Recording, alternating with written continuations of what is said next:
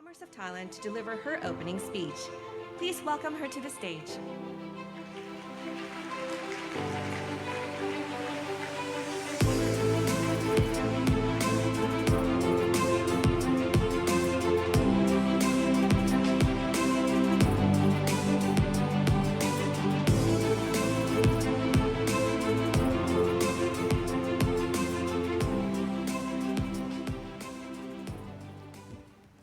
สวัสดีค่ะ His Excellency Dr. Supachai Panichapak, former Secretary General of the UNCTAD, His Excellency Sihasak Phongketkaew, Minister of Foreign Affairs, Mr. Chawapat Ongmahathamongkol, President of Harvard Club of Thailand, Mr. Supakit Jarankul, Executive Director, the International Institute for Trade and Development (ITD), Excellencies, Ambassador, distinguished guests, esteemed delegates, and ladies and gentlemen, it is actually my great honor to be here with you today with a very important milestone of sharing the insight of the studies that the ITD has created together with UNCTAD of the report for 2025. I'm actually quite humbled to stand here in front of all the experts, particularly everything that I like to say already been covered by the previous speakers, His Excellency Sihasak. So I don't really know what to share more than what he just mentioned. So I probably like to reiterate that to work together as Team Thailand is very important this day because the world has been shifted and changed. Geopolitical has created a direct impact directly to geo-economical, and also being impact together with the climate crisis that we all face, together with the technology that we have been disrupted, and it could also be enabler for us to navigate the countries to the next level if we can apply and use those technology effectively. So all these forces that's put together has shaped and the country's positions to be a little bit different, I could say, than the previous time. Trade becomes very vulnerable. We need to position ourselves quite carefully on this kind of environment. And as His Excellency Sihasak already mentioned about the trade policies and also foreign policy that has to be together, it is something that we need to also understand where will be our position. While there's actually a lot of, I could say multipolar sort of world order right now, and it's become more extreme in polarization. So therefore, we actually been forced, all the country has been forced to trying to position ourselves well in this kind of environment. So therefore, Thailand has to also position ourselves well as well. While we need to also place focus on regionalization, which is actually become more and more important, because as a country, we cannot stand alone. We actually have to work hand in hand closely with our strategic partner, with all the regional partners, particularly in this region, ASEAN, I would say that. So therefore, as regionalizations become very important, at the same time, we also need to identify what would be our unique position in order for us to stand out in terms of how we could be the selected trade partners to everyone. So when we discuss about trade, it becomes, the trade policy, it's not about us and the other countries that we're talking to. We actually have to identify where would be the mutual benefit that the two countries can work together in the new supply chain. Because everyone could probably know very well that there is actually a lot of trade diversion right now. Many countries trying to find the new strategic partners. We also the same. So we need to identify what would be the area that we can identify of the mutual benefit, mutual agreement to the countries that we are discussing with. So therefore, we can be part of the puzzle or the jigsaw that is very important, that we can fulfill the supply chain for that particular countries that we work with. So trading is not about sell to the country, but it could be sell with and sell through. Like, there's some, countries that we have a lot of, the trades deficit with. There's also a lot of countries that we also have a very positive, the trade balance. So therefore, if we only look into us, between the two countries, it's going to be very important or very difficult for us to continue to increase our trade volumes to that particular country. But if we can identify the area that we could be, in the joint benefit area, we can also become a very good, important part in the puzzle or jigsaw to that particular countries that we can help in terms of their supply chain. So that is actually something that we need to identify and work with. And when we look into, the country like Thailand, we can also identify that we actually position ourselves as for the geographically as the heart of Asia. People, when they're going to trade, through us because we're actually in the middle of ASEAN and Asia. So therefore, we need to utilize those as our key advantage. And besides that, there would be a lot of policy that we need to relook into in order for us to provide convenience to people and the investor who look for investment in the country to feel that they have find convenient, transparency, and all those, the skill that is required in order to fulfill those applications of investment requests that has been put into the country. And I'm actually quite pleased to see that last year we have seen a record high in terms of the request for investment in the country through the application for investment promotion. As you probably can see from the statistic, last year, the whole year, we actually have about 1.8 trillion baht as the requestment for the application of investment promotion to the country. And quite nicely, if you look into that particular figure, you will see that there's quite a lot of industry that's going to help us to shape ourselves to the new S-curve for the country. For example, we have seen quite a lot of investment requests for the data center, AI-related investment, the advanced technology like advanced semiconductor, like new generations of automotive, also in biotechnology, also in the future food processor. So all those are very key industry that would help us position ourselves to the next level of the new S-curve. So all of that 1.8 trillion baht for the investment request for application for investment promotion under BOI privilege, all of those, about 1.35, 1.36 trillion baht is actually foreign direct investment, which is actually something that would help us to navigate ourselves a little bit further. Because when we look into the growth of the economy in the country, we probably want to look into the investment from this sector and from this private sector. And also the other engine that could help us grow would be export. And when it's come to export, as I already mentioned to you, we need to position ourselves well when there is a lot of trade diversions happening around the world. So Team Thailand that Excellency Sihasak already mentioned is actually very, very important that the Ministry of Foreign Affairs together with Ministry of Commerce and perhaps, Ministry of Finance under the BOI, privilege scheme have to work hand in hand to ensure that we can attract and address those, interests to come to the country. So that are something that we need to work with. And also not only the geographic important that we are located at the heart of Asia.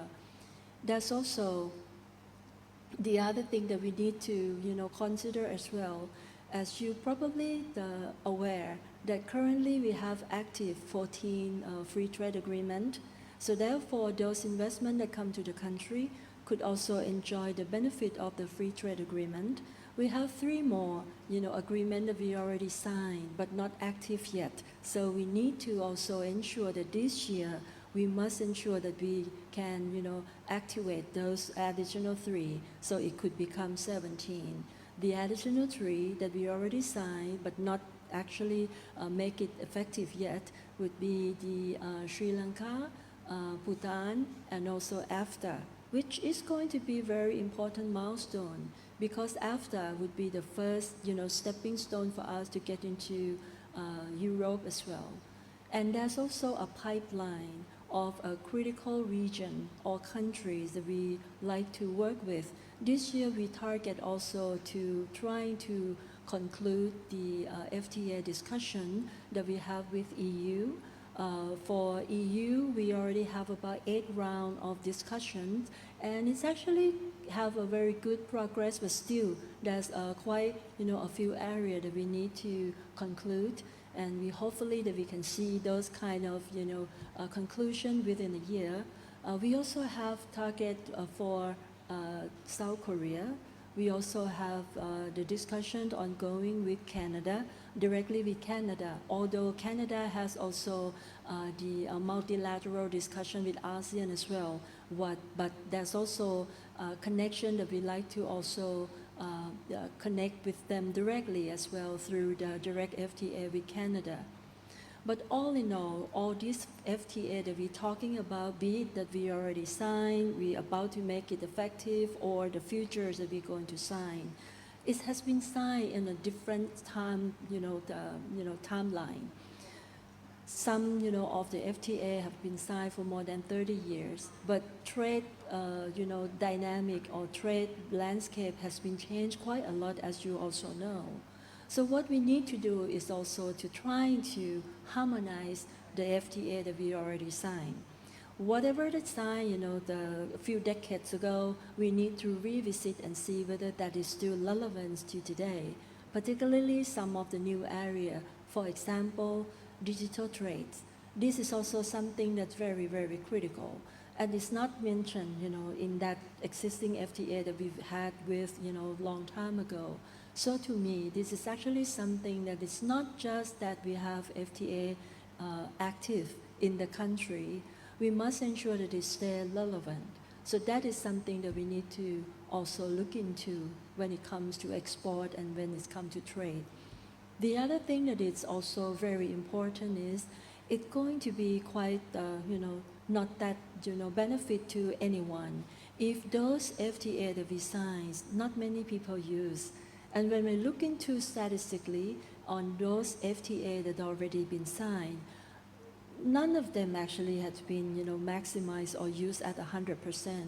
There's still a lot of private sectors, the companies, that not using the privilege or benefit of FTA that we already have. So one of the missions that we're going to maximize the export is to ensure that we train, we give the knowledge, we make awareness of this benefit of FTA to those, private sector in order for them to maximize and utilize this FTA. So that's also another thing that we can work with. And just now I mentioned about digital trades. It's actually an opportune time because last year we actually achieved a very critical milestone within ASEAN. As you probably know, that ASEAN has an initiative called DFA, Digital Framework Economic Agreement. That is actually going to be, the framework of the regions that work together based on digital, the area. Example could be the standard, regulations, infrastructure, knowledge transfer, skill transfer, that could help us trade, among the countries within the region in order for us to optimize an opportunity. And it's going to give a very important, the objective, which is actually to provide inclusivity to the small and medium enterprise. Because, if we can trade, with the digital capability, those small and medium enterprise can enjoy the benefit of a region market size. Thailand, we have about 60 plus million populations, declining as well. But if we look into ASEAN, we look into 600 plus million of people. So the trade volume can extend quite a lot. And, quite opportune time, as I mentioned, Thailand is actually a share to facilitate this DIFA to come to the conclusion. Last year, during, ASEAN Summit, we achieved about 73% of the agreement of this framework agreement. Just recently, we achieved nearly 80%. And I believe that by April, which is actually the target, we should be able to complete the text, an agreement of this digital framework agreement for ASEAN. And if we can complete this, it's going to be the first region in the world that have this digital trade framework among these, the neighboring countries or member states. So we hope that by, the ASEAN Summit this year, at the, fourth quarter this year, we can, sign this agreement and make sure that it's become, active to all members. And what does it mean to us? We actually have a target together for ASEAN that we're going to increase the trade volumes among ourselves, from $1 trillion to double the size to $2 trillion. So that is very important. So let me try to conclude here is that it is also a challenging time, as Excellency Sihasak already laid out a very perfect landscape that we are, facing a lot of force coming from an outside, and also in the country we need to also ensure that we have a stability to address all these, the shift and change that's happening. So therefore, we need to change the way we do things. When we look into trades, it's not trades alone. We cannot work in silo anymore. We actually have to work as team of Thailand, and we work together with Foreign Affairs, we work together with Finance Ministry, and also we have to work with a lot of countries around the world with the positions that Thailand would be the trusted partner. Because personally, I feel that the most important currency in the world is trust currency. So if we provide trust as a trusted partners to all those who engage with us, trade with us, I believe that this is going to be a sustainable relationship instead of just one-way relationship. So with that, then it's about the trade, landscape that has been changed and shift, and the way that we're going to address those change. So now I come back to my speech. So I would like to reflect that the importance of today's seminar for the Ministry of Commerce is that it is truly an unmissable event, and I can ensure that it is actually a very important event, that the world is changing rapidly, as I already mentioned, and we have identified synergies in the Trade and Development Reports 2025 that align with the goals that Ministry aspire to achieve, is to remain an ally to all, guided by the four principles: openness, inclusiveness, mutual respect, and mutual benefit. So this is actually the report that suggests that we confront the new policy frontier, forging climate economic resilience amidst multiple challenges for developing economies. A vicious cycle grips us. Rising climate costs fuel mounting debt, while creditor hike borrowing rates based on perceived higher risk. So this trap is pretty much limit growth and perpetuate inequality. So the report would center around finance, trade finance, which when we talk about reports like this or global landscape, not many people talk about trade finance, which I really pleased to see that this report would guide us through the trade finance area, because if we don't have finance, then it's going to be very difficult to complete the transaction, to complete the trade, supply chain.